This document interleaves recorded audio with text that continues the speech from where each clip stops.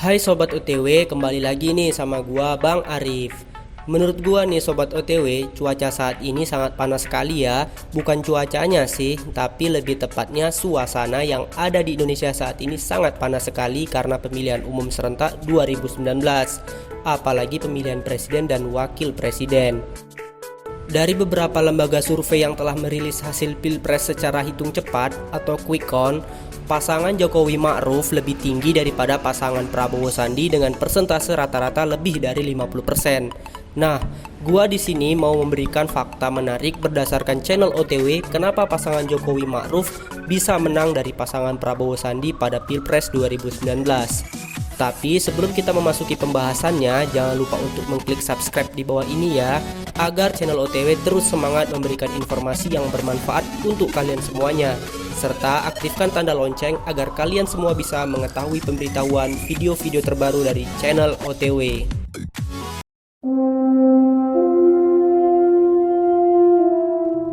Kinerja partai politik.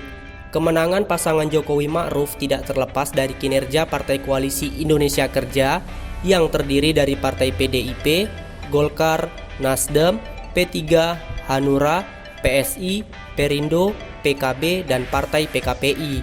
Kita tidak bisa pungkiri bahwa partai politik sangat berpengaruh besar dalam pemilihan presiden kali ini, karena setiap koalisi partai politik yang tergabung tentu di setiap masa kampanyenya selalu mengajak masyarakat untuk memilih partainya sekaligus presiden yang diusung. Berbeda dengan pasangan Prabowo Sandi dengan Partai Koalisi Adil Makmur yang hanya terdiri dari Partai Gerindra, PAN, PKS, Demokrat, dan Partai Berkarya. Secara jumlah partai mereka kalah dengan pasangan Jokowi Ma'ruf dan partai politik harus bekerja keras selama masa kampanye di seluruh wilayah Indonesia dengan jumlah partai koalisi yang minim. Hal ini bisa kita buktikan misalnya dari lembaga survei dari Populi Center yang merilis perolehan suara pemilihan legislatif 2019 dengan data yang masuk 85,11%. Berikut hasil data tersebut.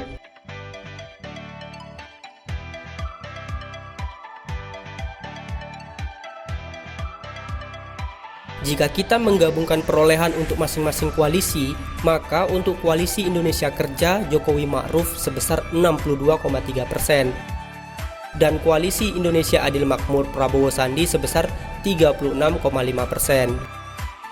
Dilihat dari berbagai lembaga survei juga yang merilis hasil Pilpres 2019 yang dimenangkan pasangan Jokowi Ma'ruf rata-rata di atas 50%, maka dapat kita simpulkan bahwa kemenangan tersebut salah satu faktornya adalah pengaruh partai politik pengusung calon presiden. Sebagai contoh, misalnya di suatu daerah A terdapat calon legislatif dengan nama si CL. Nah, si CL ini merupakan orang yang sangat berpengaruh di daerahnya. Masyarakat di daerah tersebut menghormati dan mengikuti setiap arahan dari beliau.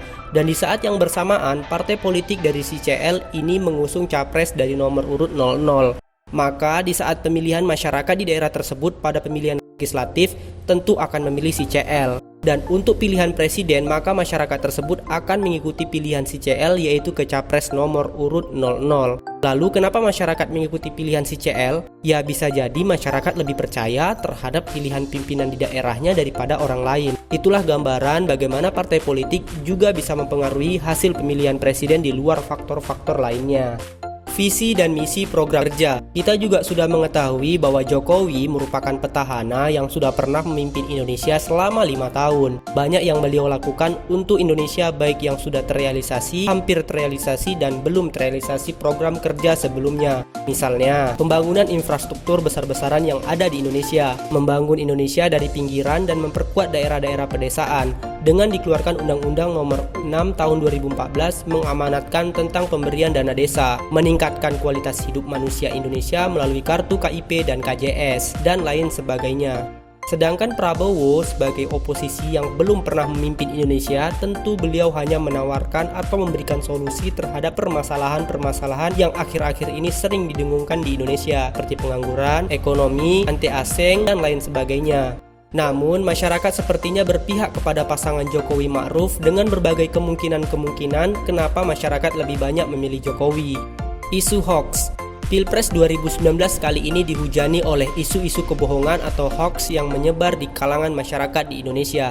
Berdasarkan data Kementerian Kominfo selama periode Juli sampai September tahun lalu saja, sudah tercatat sebanyak 230 hoax yang tersebar dan 135 hoax berkonten politik. Hoax yang langsung menyerang Jokowi Ma'ruf sebanyak 36 hoax dan Prabowo Sandi sebanyak 16 hoax. Isu-isu hoax yang diterima masyarakat tersebut dibuat oleh oknum-oknum yang tidak bertanggung jawab, yang tidak berpikir dampak dari hoax tersebut di kehidupan masyarakat. Hal inilah yang membuat masyarakat bingung akan polemik yang terjadi di Indonesia dan tidak mengetahui siapa yang salah dan siapa yang benar karena masing-masing dari tim ses atau relawan pasangan capres saling menyebarkan hoax.